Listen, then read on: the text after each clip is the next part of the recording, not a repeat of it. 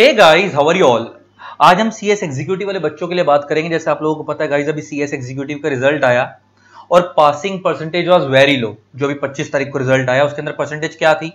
Group 1 का CS executive का approximately 5% result आया और ग्रुप 2 का अप्रोक्सीमेटली 13% रिजल्ट आया, जो कि ठीक था। ग्रुप 2 का तो ठीक था, ऑलमोस्ट इतना ही आता है।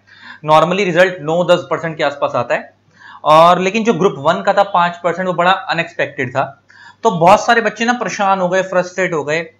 अब बच्चा जानना चाह रहा है कि सर गलती हमारी है कि कुछ टीचरों ने बोला है कि गलती बच्चों की है, इनकी वजह से हुआ है, और कुछ टीचर्स कह रहे हैं कि गलती आईसीएसई की है।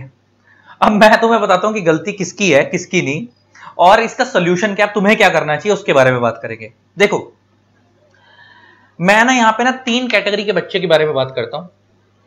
एक वो कैटेगरी के बच्चे जो बहुत ज्यादा पढ़ के गए थे और उसके बाद भी उनके नंबर नहीं आए हैं। अच्छा, इवन कुछ बच्चों के तो ऐसे भी हालात देखे गए हैं कि नंबर किसी किसी सब्जेक्ट में 4 है, 5 है, इवन 0 भी है। 0, मेरे को लगता है कोई बहुत घटिया से घटिया लेवल की नॉलेज वाला बच्चा भी होगा ना, उसका भी 0 नहीं आ सकता। मतलब वो साला चीटिंग करके भी 2-3 नंबर ले, 3 घंटे अगर वो बैठ के आया तो 0 नहीं आ सकता, अनलेस एंटिल पेपर में एब्सेंट ना हो। तो 0 वाला लॉजिक तो मेरे को समझ ही नहीं आया। तो अगर ऐसे बच्चे हैं जिनके नंबर सिंगल डिजिट में 3, 5, 8, 9, 0, और आप लोगों को लगता है, क्योंकि मेरे को लगता है कोई वर्स्ट से वर्स्ट बच्चा भी होगा तो इतने बुरे नंबर नहीं आ सकते, तो ऐसे बच्चों को तो डेफिनेटली लगता है कि आईसीएसई ने इंटेंशनली ही फेल करा होगा पासिंग परसेंटेज मेंटेन करने के लिए। लेकिन स्टिल मेरा सजेशन है कि आप आरटीआई डालो, आरटीआई के थ्रू अपनी सर्टिफाइड कॉपी निकलवाओ। सर्टिफाइड कॉपी निकलवाने के बाद देखो कि गलती कहां करी है। अगर तुम्हारे आंसर बुक से मैच कर रहे हैं तो आप मेरे को अपनी सर्टिफाइड कॉपी भेजना, मैं तुम्हारे बिहाफ पे वीडियो वॉइस रेज करूंगा अपनी वीडियो के थ्रू, और आईसीएसई पे रिक्वेस्ट करेंगे, क्योंकि रिक्वेस्ट के अलावा हम और कुछ कर नहीं सकते हैं। आईसीएसई पे एक्शन नहीं ले सकते, क्योंकि आईसीएसई के इंस्टीट्यूट में आपको पता होगा हमारा स्पेशल एक्ट है, आईसीएसई एक्ट है। तो उसकी एक पॉइंट बता देता हूं, उसका क्या है कि आप कभी मान लो अगर तुम्हारा आंसर बुक से मैच कर रहा है, जैसे मैं तुम्हारे को अपनी बात बताया, तो जब मैं सीएस प्रोफेशनल में था तो मेरा एथिक्स के पेपर में मेरे 27 नंबर थे पहली बार। अगली बार एग्जामिशन थी, जब मैं फेल हुआ मेरे 27 से 27। उसमें मेरे 3 आंसर ऐसे थे जो मेरे बिल्कुल आईसीएसई के स्टडी मटेरियल से मैच कर रहे थे, लेकिन मेरे को सब में 2-2 नंबर दिए हुए थे, सिर्फ 2-2।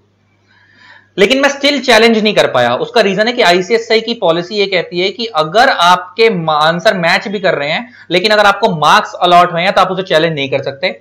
आप सिर्फ कब चैलेंज कर सकते हो? अगर आपकी टोटलिंग मिस्टेक है, या आपको किसी क्वेश्चन के ऊपर या किसी आंसर के ऊपर मार्क्स अनअलॉटेड रह गए या मार्क्स नहीं मिले हैं। आप सिर्फ 2 ही केस में चैलेंज कर सकते हो। कब कब? जब आपकी टोटलिंग मिस्टेक है या किसी क्वेश्चन पे आपके मार्क्स अनअलॉटेड रह गए हैं। इसके अलावा आप किसी और केस में चैलेंज नहीं कर सकते आईसीएसई एक्ट के अकॉर्डिंग।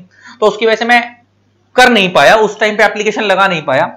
लेकिन वो मेरे एक आध के साथ हुआ और बात दब गई। उस टाइम पे सोशल मीडिया इतना एक्टिव भी नहीं था।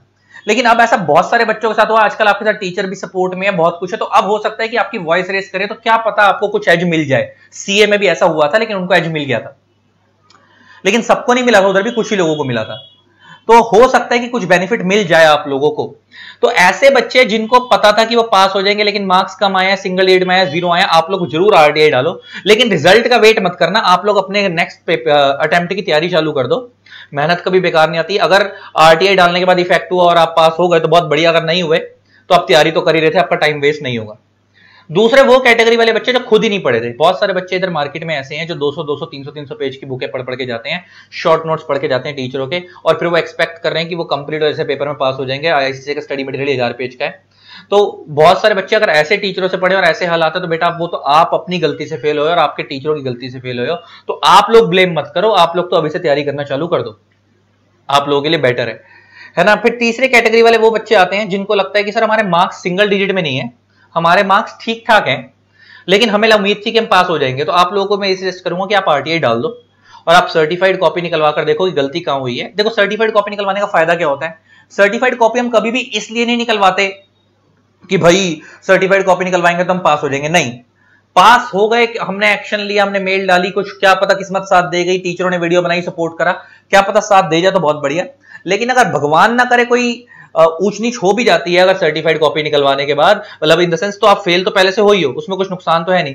कम से कम ये तो पता लग जाएगा कि किस जगह पे अगर 5 में से 4 नंबर मिले तो क्यों मिले, और किसी जगह 5 में से 1 मिला तो क्यों मिला है। तो जहां 1 मिला ऐसी गलती मैं दोबारा ना दोहराऊं, है ना। तो इसलिए सर्टिफाइड कॉपी निकलवानी चाहिए ताकि गलती पता लग जाए, ताकि अगली बार वो गलती रिपीट ना हो।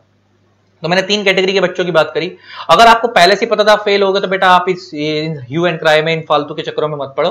आप तो अभी से पढ़ाई चालू कर दो। अगर आपको खुद को पता है, बहुत सारे बच्चे इसमें से ऐसे भी फेल हुए हैं जिनको खुद को पता है कि हमने होना था, अननेसेसरी खुश हो जा रहे हैं कि क्या पता हमारे को भी पास कर दिया जाए या हमारे को भी टीचर सपोर्ट कर दें, अननेसेसरी सिंपैथी गेन कर रहे हैं। तो बेटा मेरी बातें हो सकता है बुरी लग रही है, लेकिन उसका कोई फायदा नहीं है।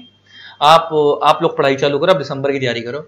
वो बच्चे जो बहुत मेहनत करके आए तो उसके बाद रिजल्ट नहीं आया, आप लोग आरटीआई डालो और सर्टिफाइड कॉपी निकलवाओ और देखो कि क्या हुआ। अगर सर्टिफाइड कॉपी निकलवाने का तुम्हारा आंसर उनके सजेस्टेड आंसर से मैच कर रहा है, उसके बाद भी तुम्हारे को नंबर नहीं मिले, तो डेफिनेटली आप मेरे को कॉपी भेजना, मैं आपके बिहाफ पे वॉइस रेज करूंगा और मेल भी डालूंगा पर्सनली इंस्टीट्यूट को। इतना मैं आपके लिए जरूर करूंगा, ठीक है। अभी का सोल्यूशन क्या है? अभी के लिए सोल्यूशन ये है कि सिर्फ आरटीआई डालो फटाफट और पढ़ाई करने दोबारा दिसंबर के लिए बैठ जाओ और नेगेटिव मत हो, क्योंकि कुछ बच्चों के दिमाग में पता क्या आ रहा होगा, इस बार नहीं पास करा तो अगली बार की क्या गारंटी है कि आईसीएसई पास कर देगा। गारंटी तो किसी बार की भी नहीं होती, लेकिन अगर आप बिल्कुल ही भरोसा करना बंद कर दोगे फिर तो अटेम्प्ट ही नहीं दोगे, फिर पास कब होगे और निकलोगे कब, बनोगे कब, है ना। तो अपने आपका काम है मेहनत करना, रिजल्ट देना उनका काम है और भगवान का काम है आप अपनी मेहनत करके अपनी 100% पेपर दो, बाकी जो भगवान को मंजूर होगा वो अच्छा ही होगा, है ना। जब मैं फेल हुआ था ना तो मेरे को भी लग रहा था यार इस बार इन्होंने मेरे आंसर बुक से मैच कर रहे हैं, इन्होंने पास नहीं करा, अगली बार कौन सा मैं पास कर दूंगा, क्या गारंटी कि अगली बार पूरी मेहनत करके जाऊंगा, मेरे फिर आंसर मैच करेंगे, नंबर दे देंगे। लेकिन अगली बार दे दिए, अगली बार मेरी एग्जाम्शन थी एथिक्स में, फाइनल के अंदर, सीएस फाइनल में। तो बेटा ऐसा नहीं सोचना है, क्योंकि आपके पास उनके ऊपर ट्रस्ट करने के अलावा और कोई रास्ता है भी नहीं, समझो। आप और कुछ कर भी नहीं सकते, है ना। तो आप इतना ही कर सकते हो, आप इतना ही करो। बाकी ऑल द बेस्ट, टेंशन नहीं लेनी, पढ़ाई चालू करो और आरटीआई डालो, बस ये 2 काम करो। बाकी उसके बाद जब सजेस्टेड आंसर आ जाएंगे, आपके आरटीआई आ जाएगी, उसके सजेस्टेड आंसर से मैच करना, आंसर समझ आ जाएंगे और लग रहा है कि आंसर मैच कर रहा है, उसके बाद भी नंबर नहीं दिए, तो डेफिनेटली आप कॉपी देना, मैं आपकी वॉइस रेज करूंगा और आपके भी यहाँ पे मेल भी डालूंगा। Love you all, tata. इसी तरीके से वीडियोस को प्यार देते रहे, keep raving, keep supporting, thanks a lot, bye bye. जिन लोगों ने अपने चैनल को सब्सक्राइब नहीं करा, सब्सक्राइब कर देना, साथ में बेल आइकन को प्रेस कर देना ताकि आप लोगों को मेरे न्यू वीडियोस की नोटिफिकेशन मिलती रहे। टाटा।